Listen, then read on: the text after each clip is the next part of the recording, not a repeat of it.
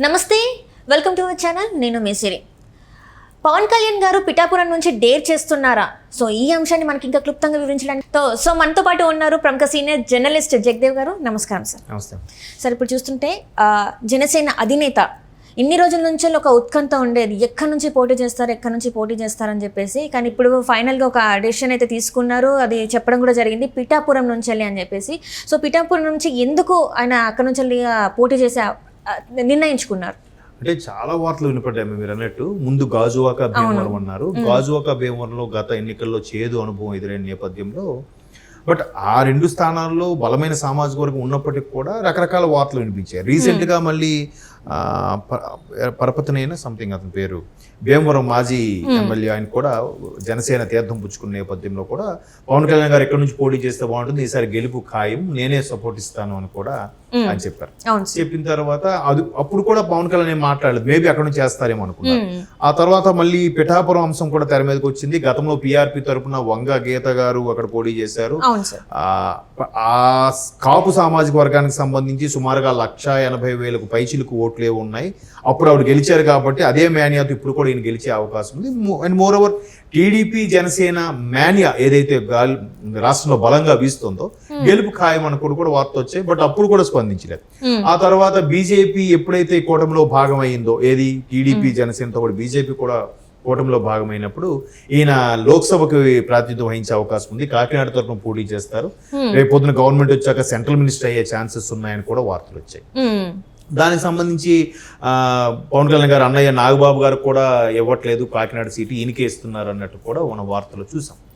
So ఇన్ని జరిగిన తర్వాత ఎట్టకేలకు ఇవ్వాల ఆయన ఫైనల్ గా నేను పిఠాపురం నుంచి పోటీ చేయబోతున్నాను. అవును సార్, కానీ మళ్ళీ ఇంకొక పేరు వర్మ పేరు కూడా వినిపిస్తుంది గారు. ఆయన టీడీపీకి ఫేవర్ గా ఉండే వ్యక్తి. అయితే ఆయన ముందు నుంచి గత సంవత్సరం నుంచి కూడా టీడీపీ జెండాలు పెట్టడము, టీడీపీ బ్యానర్లు పెట్టడము ఇవన్నీ జరుగుతున్నాయి. పెట్టి ఖచ్చితంగా బలంగా ఎలాగైనా టీడీపీ తరఫున ఈసారి గెలుపు చూపిస్తాను, ఎందుకంటే ఆయన ప్రజల్లో ఉండే మనిషి, స్థానికంగా ఉండే మనిషి కాబట్టి ఆ కాపు సామాజిక వర్గ ఓట్లు కూడా తనకే వచ్చే ఛాన్సెస్ ఎక్కువ ఉన్నాయన్నట్టు కూడా అక్కడ ప్రచారం అయితే ఉంది అలా అని. సరే ఆయనే అనుకున్నారు. బట్ ఇప్పుడు ఎప్పుడైతే పవన్ కళ్యాణ్ అక్కడ నుంచి పోటీ చేస్తున్నారో ఆయన ఖచ్చితంగా రెబల్ అయిపోయే ఛాన్సెస్ ఉన్నాయని వార్తలు వస్తున్నాయి. ఆల్రెడీ ఇప్పటికే గ్రౌండ్ లెవెల్లో ఉండే కొంతమంది కార్యకర్తలు టీడీపీ జెండాలు కూడా తగలబెట్టారు. అది ఇంతకుముందు న్యూస్ లో కూడా చూశాను నేను. అంటే ఈ పొత్తుల విషయంలో, సీట్ల కేటాయింపు విషయంలో రెబల్స్ మనస్తాపం గురయ్యి కొద్దిగా డిసప్పాయింట్ అయ్యి అట్లా జెండా చింపేయడము, కాల్చడము అనేది సర్వసాధారణం జరుగుతుంటుంది ఎన్నికల ముందు. అయితే ఇప్పుడు వర్మ గారి స్ట్రాటజీ ఎట్లా ఉండబోతుంది అనేదే పెద్ద క్వశ్చన్ మార్క్. ఎట్లా అంటే వర్మ గారు కూడా ఒక సందర్భంలో స్టేట్మెంట్ ఇచ్చారంటే, ఇక్కడ టీడీపీ తరఫున నాకే ఇస్తే పోటీ చేసి ఖచ్చితంగా గెలుపు ఖాయం అయ్యేలాగా చేస్తాను, అలా కాకుండా వేరే ఎవరికి ఇచ్చినా కూడా నేను సహించేది లేదు, అప్పుడు ఖచ్చితంగా రెబల్గా ఇండిపెండెంట్ గానే పోటీ చేస్తాను, ఒకవేళ పవన్ కళ్యాణ్ గారికి కానీ ఇస్తే ఆయన తరపున నేను నిలబడి క్యాన్వాసింగ్ చేస్తాను కూడా చెప్పాడు ఆయన, వర్మ గారు. సరే, ఇప్పుడు అదే మాట మీద ఉంటారా లేదా ఖచ్చితంగా ఇండిపెండెంట్ గా కానీ లేదా వైసీపీ తరపున కానీ పోటీ చేస్తారా అనేది క్వశ్చన్ మార్క్. అంటే ఒకవేళ వైసీపీలోకి వెళ్లకుండా ఇండిపెండెంట్ గా పోటీ చేశారంటే ఖచ్చితంగా అతన్ని కోవర్ట్గా జగన్మోహన్ రెడ్డి గారు వాడుకోవచ్చు, ఇన్ఫ్లుయెన్స్ చేయొచ్చు అని ఒక అభిప్రాయం. ఖచ్చితంగా వైసీపీలోకి వెళ్ళడు ఆయన, ఎందుకంటే టీడీపీ ఫేవర్ గా ఉన్నవాడు ఖచ్చితంగా వైసీపీ గతంలో వైసీపీ విధానాలు వ్యతిరేకించుంటాడు, వైసీపీ జెండాలు కూడా కింద పడేసి ఉంటారు పట్టుకోకుండా. సో ఖచ్చితంగా వైసీపీలోకి వెళ్ళరు, వెళ్లకుండా ఇండిపెండెంట్ గా పోటీ చేస్తారు. ఇండిపెండెంట్ గా పోటీ చేస్తే ఖచ్చితంగా ఎట్లా ఉంటుందంటే, నీకు ఛాన్స్ ఇవ్వలేదు కాబట్టి నువ్వు మా వైపు వస్తే నీకు ఖచ్చితంగా ఉంటుంది అని చెప్పి బ్యాక్ అండ్ సపోర్ట్ ఇస్తారు, గెలిపిస్తారు. గెలిచిన తర్వాత ఇప్పుడు మా గవర్నమెంట్ వచ్చింది కదా ఇంకెందుకు అంటూ ఉంటే మా దగ్గరకు వచ్చేసి మా తీర్థం పుచ్చేసుకుని ఎలాగో ఇండిపెండెంట్ కదా అని చెప్పొచ్చు. ఇంతే రాజకీయ ఎత్తుగడ అది. కానీ వర్మ గారు మ్యాక్సిమం టీడీపీకి ఫేవర్గా ఉండే వ్యక్తి కాబట్టి ఆయన ఇప్పుడు జనసేనాన్ని కాకుండా పవన్ కళ్యాణ్ గారు కాకుండా జనసేనలో ఇంకెవరికైనా ఆ సీటు కేటాయిస్తే అప్పుడు ఈయన కొద్ది ఫైట్ చేసి, లేదు నాకే ఇవ్వండి, నాకు మంచి బలం ఉంది, ఇది ఇంకెవరికైనా కేటాయించండి అని చెప్పొచ్చు. అలా కాకుండా జనసేనానికే ఇచ్చారు కాబట్టి ఇంకెవరిని మారుస్తారు? స్కోప్ లేదు. సో అందుకే ఆయనకి పవన్ కళ్యాణ్ ఫేవర్ గా ఉంటానని కూడా గతంలో చెప్పడం జరిగింది. అంటే మేబీ ఆయన అక్కడ నుంచి పోటీ చేయని అనుకున్నాడేమో. అలా అనుకొని అక్కడ నుంచి పోటీ పవన్ కళ్యాణ్కి ఎవరిలో ఇస్తాను ఇంకెవరికి ఇస్తారు అప్పుడు మనం గట్టిగా రెబల్ గా ఫైట్ చేయొచ్చు అనుకుని ఉండొచ్చు నేను అనుకుంటున్నా.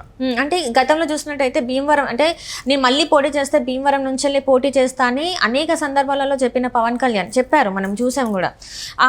ఎక్కడైతే ఓడిపోయానో నేను అక్కడనే మళ్ళీ నేను స్టార్ట్ చేస్తా అని చెప్పారు. కానీ ఇప్పుడు అనూహ్యంగా మళ్ళీ పిఠాపురం ఈ పేరు రావడం అనేది ఎలా అనుకోవాలి సార్ అసలు? అంటే ఇప్పుడు ఆయన 2019లో 2 స్థానాల్లో కూడా ఓడిపోయాడు. అవును సార్. అది ఘోర పరాభవం కదా. మిగతా రాష్ట్రం మొత్తము కూడా కొన్ని స్థానాల్లో పోటీ చేసినా కొన్ని స్థానాల్లో కొంతమందితో మద్దతుగా ఉన్నా కూడా ఎక్కడా గెలవలేదు. ఒకే ఒక్క స్థానం గెలిచారు రాజోలా ఏదది కదా. ఒకే ఒక్క స్థానం గెలిచినా అది కూడా ఎక్కువ రోజులు నిలవలేదు. వెంటనే ఆయన వైసీపీలోకి వెళ్ళిపోయాడు. అదంతా ఘోర పరాభవం కదా. ఆ పరాభవం అయినప్పుడు ఏమంటారు, ఎక్కడైతే పోగొట్టుకున్నామో అక్కడే మళ్ళీ సంపాదించుకోవాలి అని అంటారు. సో ఆ పరంగా రాజకీయ పరంగా స్టేట్మెంట్స్ ఇచ్చారే తప్ప మళ్ళీ ఇప్పుడు అక్కడే పోటీ చేసి పొరపాటున ఏమైనా తేడా వస్తే ఇప్పుడు కీలకం ఈ ఎన్నికలు. ఇప్పుడు కానీ నేను చంద్రబాబు నాయుడు గారు కూడా అదే చెప్పారు, ఈ ఎన్నికలు ఎంత కీలకం అంటే ఈ ఎన్నికలు టీడీపీ జనసేన కూటమి గెలిస్తే ప్రజలు గెలిచినట్టే. ప్రజలు ఏదైతే ఎంత వ్యతిరేకతతో ఉన్నారో, ఎంత నిర్లిప్తత నైరాశ్యంలో ఉన్నారో, నిరాశలో ఉన్నారో అవన్నీ కూడా ఒకసారి చెక్ పెట్టినట్టు అవుతుంది. టీడీపీ వస్తేనే బాగుంటుంది, సెంట్రల్లో కూడా బీజేపీ వస్తే రాష్ట్రం అమ్మయ్య పర్వాలేదురా అనిపించినట్టు ఉంటుంది. అంటే ఇప్పటికే దాన్ని ఏమంటారు, చచ్చిన పామును ఇంకా చంపకరా అన్నట్టు ఉంది పరిస్థితి. ఇంకా చంపకుండా అలాగొచ్చి మళ్ళీ టీడీపీ అక్కడ సెంట్రల్లో బీజేపీ వస్తే మళ్ళీ మెల్లగా ఊపిరి ఊదొచ్చు, దాన్ని పైకి తీసుకురావచ్చు అనేది ఒక ఆలోచన కాన్సెప్ట్. కాబట్టి ఖచ్చితంగా టీడీపీ జనసేన కూటమిలో భాగంగా మరలా అక్కడ పోటీ చేసి ఏమాత్రం తేడా వచ్చినా ఇబ్బంది కలిగే పరిస్థితి. కాబట్టి ఈసారి ఖచ్చితంగా అధ్యక్షుడు గెలవాలి. గతసారి అధ్యక్షుడు ఓడిపోయాడు, ఈసారి గెలవాల్సిన పరిస్థితి, గెలిచే పరిస్థితి కూడా ఉంది. సో ఎలాగో గెలుస్తాడు, మరికొద్ది జాగ్రత్తలు తీసుకుంటే తప్పే ఉంది. అందుకు పిఠాపురం ఫైనలైజ్ చేస్తుంటారు అనుకుండొచ్చు. లేదా తెర వెనుక మొన్న మాట్లాడుకున్నారు ఎవరు, బైజయంత్ పండా గారు, చంద్రబాబు గారు, పవన్ కళ్యాణ్ గారు, అలాగే సెంట్రల్ మినిస్టర్ ఒక ఆయన వచ్చారు. వీళ్ళు నలుగురు చర్చించుకున్నప్పుడు లేదు ఈయనకి 24, 21 కుదించారుగా జనసేన. మన అలాంటప్పుడు ఆ కుదించిన దాంట్లో ఇతనుకున్న భీమవరము, గాజువాక పోయాయేమో. ఒకవేళ అలా పోయింటే ఆ సీట్లు అప్పుడు ఖచ్చితంగా పిఠాపురం ఆప్షన్ ఉంది కాబట్టి అందుకే ఇది ఎంచుకున్నాడేమో. ఇంకా మిగతా కొన్ని డిక్లేర్ చేయలేదు కదా. టీడీపీ 94, 24 ప్రకటించినప్పుడు అక్కడ 57 స్థానాలు ఉండిపోయాయి. ఇప్పుడు 57లో మళ్ళీ క్లారిటీ రావాలి. క్లారిటీ వస్తే మేబీ ఆ డిస్కషన్ లో వచ్చిందేమో. అప్పుడు లేదు కళ్యాణ్ గారు మీరు పిఠాపురం అయితే బెటర్ అని చెప్పి సజెస్ట్ చేశారేమో బాబు గారు కానీ, లేదంటే బీజేపీ వాళ్ళు కానీ. అలాంటప్పుడు ఈయన పబ్లిక్ గా ఆ స్టేట్మెంట్ ఇచ్చి ఉండొచ్చు. అంటే ఇప్పటి వరకు కూడా వాళ్ళ ఎవరైతే కార్యకర్తలు ఉన్నారో, ఎవరైతే ఆయన ఫ్యాన్స్ ఉన్నారో ఊహించలేదు పిఠాపురం నుంచి చేస్తారని చెప్పి. ఊహించలేదు కాదు, ఈ ఊహాగానాలు ఉన్నాయి. ఊహాగానాలు ఉన్నాయి కానీ అంటే పవన్ కళ్యాణ్ గారు చెప్పినట్టు అక్కడే అని అనుకున్నారు, కానీ ఇది జస్ట్ న్యూస్ వరకే అని అనుకున్నారు. కానీ ఈ రోజు మాత్రం తను ఇట్లా చెప్పేసరికి కొంత అంటే లేదు, ఇవి మీరు అన్ని దాంట్లో ఒప్పుకుంటాను. కానీ ఇవన్నీ కూడా విశ్లేషకుల అభిప్రాయము, కొన్ని ఛానల్స్ చేసిన ప్రచారం ఇది. ఆయన ఎక్కడ అనలేదు, ఆయన ఎక్కడ ఆయన నోటితో ప్రచారం చెప్పలేదు, ఆయన ఎక్కడ సీట్లు సర్దుబాట్లు కూడా పలానా దగ్గర పవన్ కళ్యాణ్ కూడా చెప్పలేదుగా.